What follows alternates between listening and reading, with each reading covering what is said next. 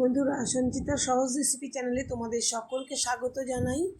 আজ আমি দেখো আটা আর রাঙা আলু দিয়ে তৈরি করেছি একটা স্বাস্থ্যকর রেসিপি। জলখাবারের জন্য বা ডিনারের জন্য খাওয়া যেতে পারে। ভীষণই স্বাস্থ্যকর, একদম তেল ছাড়া। যারা ডায়েট করছো বা তেল খেতে পছন্দ করো না, এটা কিন্তু তাদের জন্য খুবই একটা উপকারী জলখাবার খাবার তৈরি হবে। আর তোমাদের যদি এটা ভালো লাগে তাহলে কিন্তু অবশ্যই লাইক কমেন্ট করো। নতুন বন্ধুরা তোমরা যদি দেখা শুরু করো তাহলে কিন্তু অবশ্যই সাবস্ক্রাইব করে পাশে থেকো। দেখো, এটা এতটাই হেলদি তৈরি হয়েছিল যে তোমরা একবার বানিয়ে না খেলে বুঝতে পারবে না। চলো তাহলে দেখা যাক আমি কীভাবে তৈরি করলাম। খুব সহজ, খুব তাড়াতাড়ি হয়ে যায়। এখানে একটা মিষ্টি আলু নিয়েছি, মানে রাঙা আলু, খুব ভালো করে ধুয়ে নিয়েছি, দেখতে পাচ্ছ। আর নিয়েছি আমি এখানে 1.5 বাটি মতন আটাটাকে আমি পরিমাণ মতো নেবে আটা, যার যেরকম লাগবে। আর আমি এইবার রাঙা আলুটাকে পুরো ভালো করে পরিষ্কার করে ছুলে নিচ্ছি। বন্ধুরা, এখন রাঙা আলু তো আমাদের শরীরের পক্ষে ভীষণ উপকারী, তোমরা জানো। এটাকে আমি গ্রেটার দিয়ে গ্রেট করে নিচ্ছি, একটু মানে সরু দিকটা দিয়েই করছি, মানে যেটা দিয়ে একদম ঝিরিঝিরি হয়ে পড়বে। একদম কোনো সেদ্ধ হতে অসুবিধা হবে না, একদমই নরম হয়ে পড়েছে, দেখতে পাচ্ছ। এবার আমি এর সঙ্গে মিশিয়ে নেব দুটো পেঁয়াজ, কুচিয়ে রেখেছিলাম সরু সরু করে, পেঁয়াজ দুটো মিশিয়ে নিলাম। এবার দিলাম একটু আদা আর কাঁচা লঙ্কা, কাঁচা পাকা লঙ্কাগুলো আমি এর মধ্যে কুচিয়ে নিয়ে মিশিয়ে দিলাম। বেশ মিষ্টি আলু, মিষ্টি মিষ্টি ঝাল ঝাল, খেতে খুব সুন্দর লাগবে। এখানে 1/2 চামচ জিরের গুঁড়ো দিলাম। আর মশলা কিন্তু আমি ব্যবহার সেরকম করব না। পরিমাণ মতো নুন দিয়ে দিলাম। আর নুনটা আমি দিলাম, আবার এরপরে আটাটা আমাকে সেখানেও কিন্তু একটু নুন দেবো, তাই নুনটা কিন্তু তোমরা সব দু জায়গায় যেহেতু নুন দিতে হবে, নুনটা কিন্তু একটু বুঝে ব্যবহার করবে। এরপরে আমি দিয়ে দেবো একটু হলুদটা দিয়ে তারপরে আমি দিয়ে দেবো একটা ডিম। এখানে একটা ডিম আমি কাঁচা ডিম ভেঙে দিলাম, দিয়ে খুব ভালো করে মিশিয়ে নেব। দেখতে পাচ্ছ বন্ধুরা কতটা হেলদি তৈরি হচ্ছে। সব কিছুই কিন্তু আমাদের শরীরের জন্য ভীষণ উপকারী।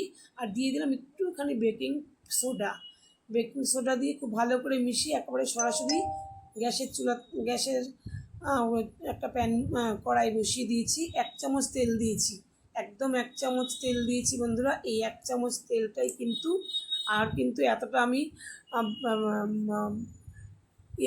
সবজি দিচ্ছি কড়াইতে, তার জন্য কিন্তু 1 চামচই তেল দিলাম।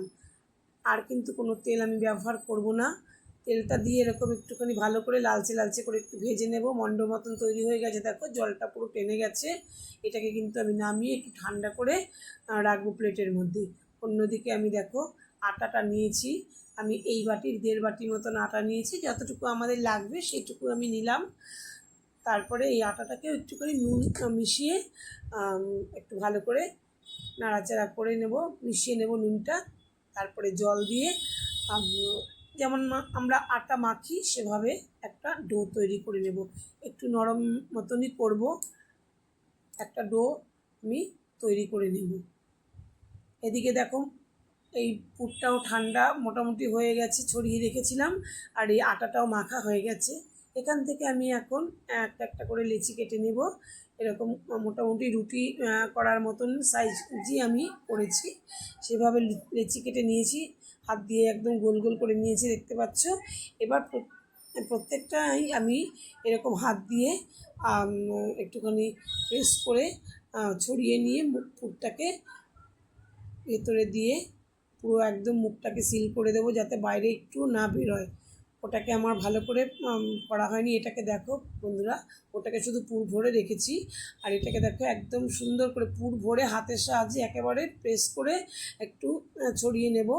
সবকটা এরকমভাবে আমি পরে করে নিয়েছি, দেখতে পাবে তোমরা। সবকটা এরকমভাবে করে নিয়েছি। এবার গ্যাসে আমি একটা প্যান বসিয়ে দিয়ে তারপরে এগুলোকে আমি সেঁকে নেব। প্রথমে একটু ঢেকে রাখবো, আর দেখতে পাবে তোমরা এটাকে ঢেকে রাখলে একটু সুন্দরভাবে ফুলে ওঠে। তোমরা চাইলে এর মধ্যে কিন্তু কয়েক ফোঁটা তেল দিতে পারো, না দিলেও কোনো সমস্যা নেই।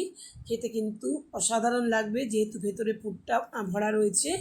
আর যদি তোমরা চাও কয়েক ফোঁটা তেল বা 2 ফোঁটা তেল ওপর দিক দিয়ে দিতে পারো, দেখতে সুন্দর লাগবে বা একটু তেল তেল করবে, কিন্তু টেস্ট যে তেলের খুব একটা পাবে তা নয়। আমি 2 ফোঁটা তেল একদম দিয়েছিলাম সামান্য, একটুখানি ব্রাশ দিয়ে ছড়িয়ে দিয়েছি। এতে কোনো টেস্ট যে হবে সেরকম নয়। যাই হোক, আমি আরও 3টে তোমাদেরকে দেখাচ্ছি কি সুন্দর সেগুলো ফুলে একদম ডুমো ডুমো হয়ে গেছে। তোমরা দেখতে পাবে কত সুন্দরভাবে এগুলো তৈরি হয়েছে। এইগুলো একদম সুন্দর করে ফুলে উঠেছে।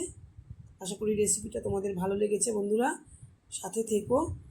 দেখা হবে তোমাদের সঙ্গে পরবর্তী ভিডিওতে। তোমাদের এই ভিডিওটা দেখার জন্য সকলকে ধন্যবাদ জানাই। ভালো থেকো সকলে।